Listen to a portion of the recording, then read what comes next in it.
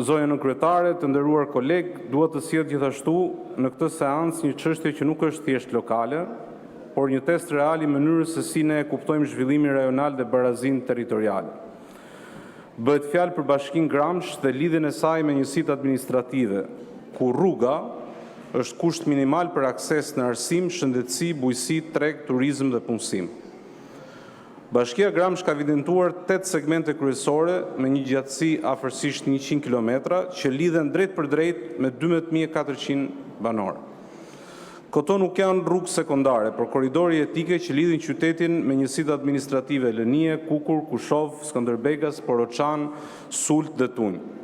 Këto segmente krijojnë mundësi për zhvillimin e turizmit malor, duke krijuar akses drejt malit të Gribës, liçenit të Lukovës, liçenit të Dushkut, liçenit të Zi, Grabovës së Sipërme, Ujvarës së Sotirës, Kalas së Rimanjit, Kanionit të Holtës dhe Shpellës së Kabashit dhe tjerë.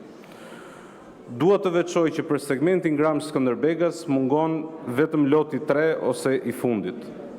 Institucionet përkatëse qendrore në bashkëpunim me ato vendore do duhet të hartojnë një studim të detajuar kosto përfitim për secilin segment, ku të llogaritet jo vetëm kosto e ndërtimit, por edhe përfitimi ekonomik në bujqësi, turizëm, energji dhe punësim.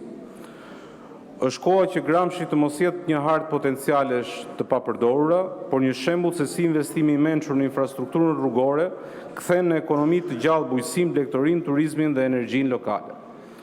Është koha që në 100 kilometrat e sotshme të mungesës të kthehen në 100 kilometrat të zhvillimit real. Faleminderit. Faleminderit. Fjalën e ka zonja